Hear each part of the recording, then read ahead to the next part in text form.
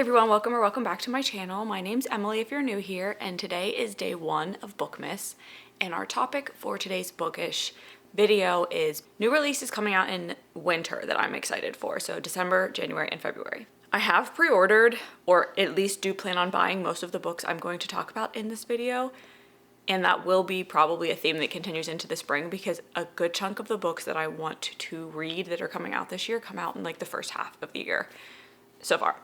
So that will be a theme that continues, but I am very excited about a lot of the books on this list. So without further adu, let's get ready to chat about the books coming out over the next few months. I have been drinking chai lately, and then today I was like, I'm gonna have a coffee instead. It's a little disorienting. I haven't had a coffee in a while, but today required more caffeine. Starting with December, the first book I have on the list is The End of the Story by Melissa De La Cruz, and this is the 5th and final book in the Chronicles of Never After series. It is a book that I do have pre-ordered, and I plan on reading before the end of the year because it is a series I want to finish before the end of the year because it's going to be finished by the end of the year.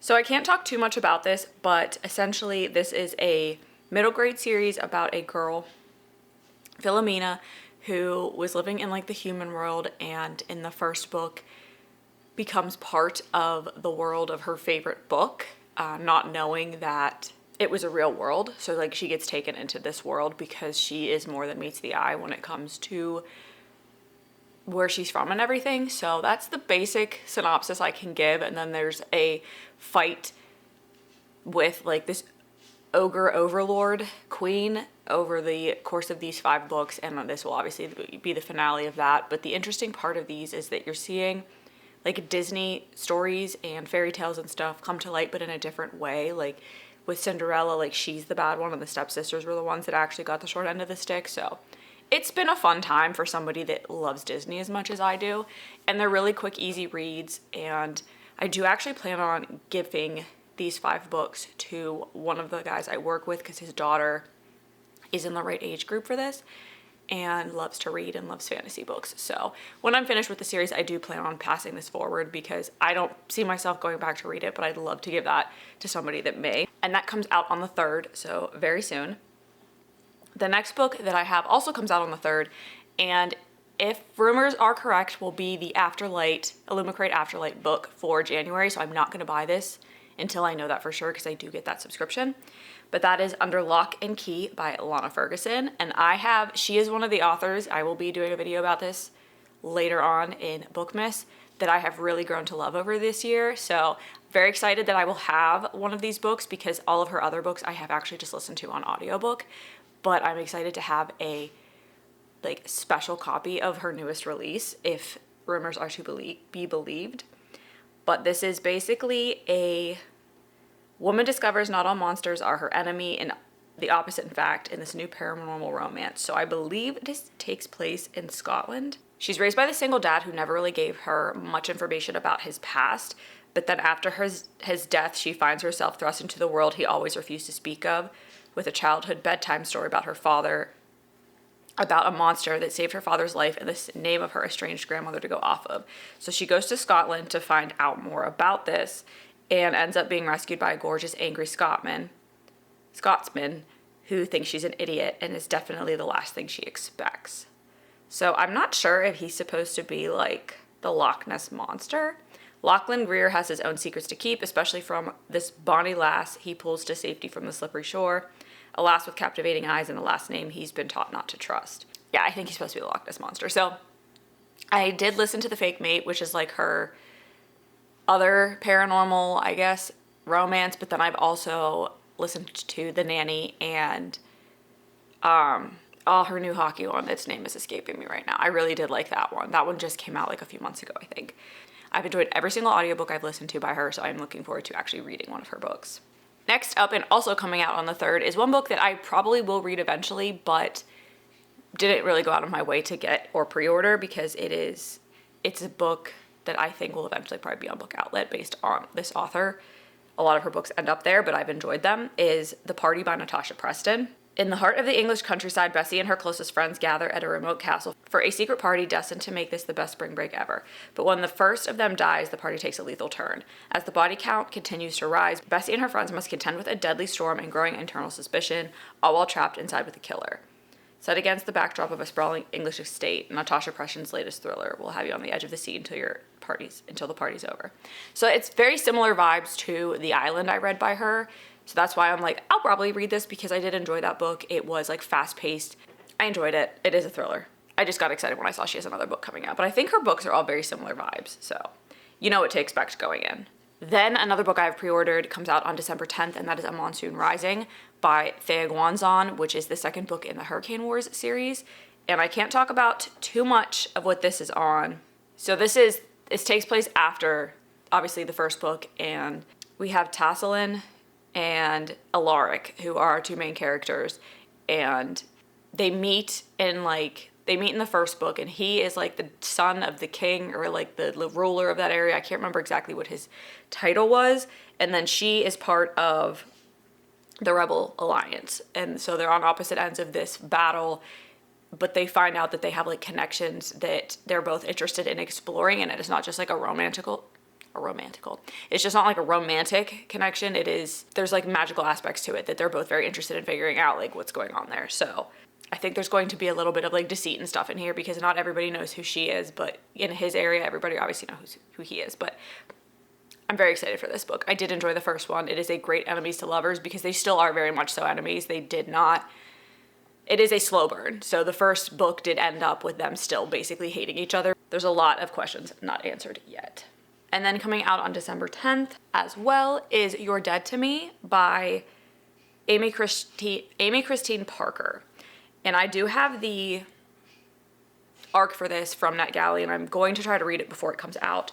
Gossip Girl meets Happy Death Day in this YA horror novel following the high school outcast and anonymous social media gossip Ruby, who comes face to face with her own ghost dressed in a blood-spattered prom dress. With less than a week until the dance, Ruby must unmask her killer or die trying.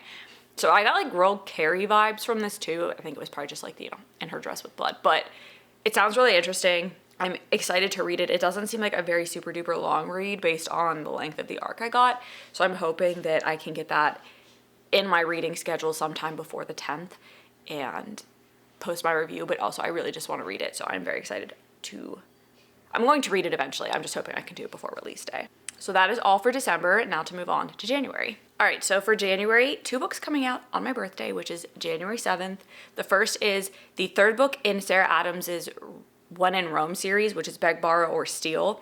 I have listened to both of these on audiobook. I do plan on eventually buying them and reading them physically because if you're new here, I do not count audiobooks as read books for me.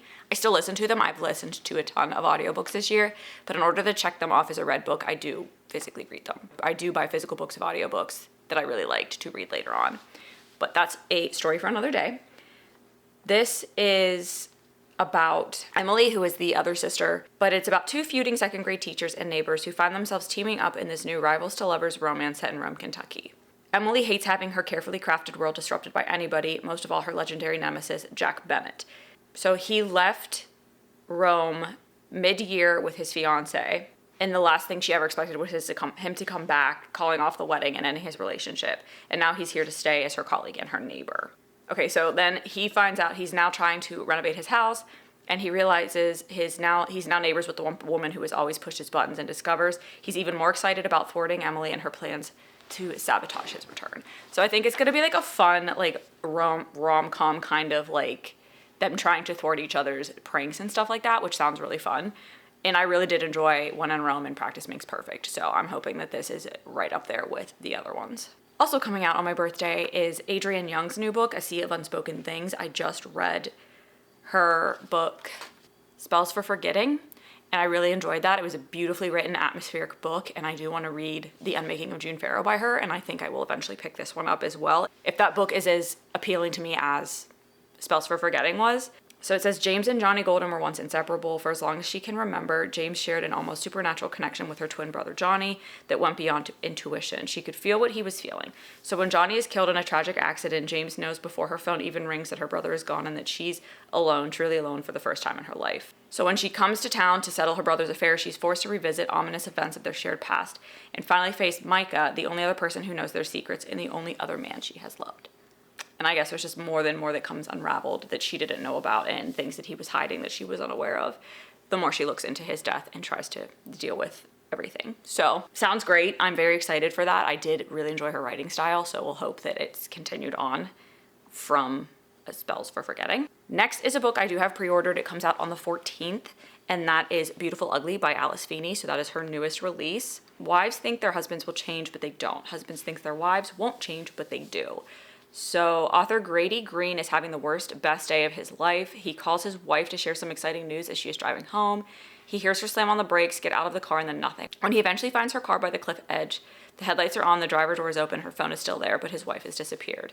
A year later, he is overcome with grief and desperate to know what has happened to Abby. He can't sleep, can't write, so he travels to a tiny Scottish island to try to get his life back on track. But then he sees the impossible, a woman who looks exactly like his missing wife. So I do enjoy Alice's books. Very excited for that one. It is on the docket as a pre-ordered book. So that will be something I hope to get to towards the beginning of the year. Also coming out on the 14th is the third and final book in the Wellmont Sisters series by Chloe Leese. And this follows Juliet and Will. Juliet was once a hopeless romantic and has now sworn off love, but when she's presented with the chance to revisit romance purely for practice with the gorgeous off-limits guy she keeps serendipitously running into, that's a big word, it feels like a sign from the universe. Quiet, shy, Will Orsino knows happily ever after isn't on his horizon. Problem is, for the sake of the family business marriage is, resigned to the inevitable but with no confidence he can woo a wife, he can hardly say no when fate hands him the alluring, unattainable woman he keeps crossing paths with, offering to help him learn the ropes of romance. Neither is looking for love. They agree they're the perfect pair to practice romance, except that practicing to perfection leads to an irresistible attraction. Their once smitten hearts, though still twice shy, might have happily ever after written in the stars for them after all. And it is a retelling of Twelfth Night by Shakespeare, as all of these books have been retellings of a Shakespeare play. I really liked her writing. I love her characters. They're different. These romances are just different, and they feel different and in a good way. They're just sweet, and they really make you believe that there is somebody out there for everybody, because these characters are so unique and so okay with themselves being unique, but then they still find that person that completes them, and it's really beautiful stories. And then we've all been waiting for, well, I've been waiting. January 21st, Onyx Storm comes out by Rebecca Yarrow's third book in the Empyrean series, which is the Fourth Wing series. Can't talk about it, but excited for it, and I've seen a lot of her little sneak peeks and like quotes and little scenes that she's been posting, and it is making me more and more excited to get to this book. So I am one of the few, I think, that really did like Iron Flame. I don't think a lot of people did. I did. I know it was not the ending everybody was hoping for, but there's still 3 more books, so it's not going to be happily ever after. There's still going to be a lot of tragedy, I think, in this series before we get to the conclusion. The conclusion may be tragic. I don't know, but that's the risk you take going into a fantasy series. So I'm excited to see where it goes. I think the stakes are going to be so much higher in this book, and the characters are developing in unique ways, and I think that not everybody's going to like the growth. I think people were upset with how Violet was in the last book, and they thought she was quite immature, but thinking about what was going on, I understand why she acted the way she did. She has trust issues. So, still very excited for that. Then I'll have to read that and then wait again for how long? Till the 4th one comes out. But hopefully we don't have to wait too long. On the 28th of January, the second book in the Off the Ice series, which is Collide and now Spiral by Bal Cabra, comes out, and that is another book I listened to on audiobook and really liked. So I'm putting this on my audiobook want to listen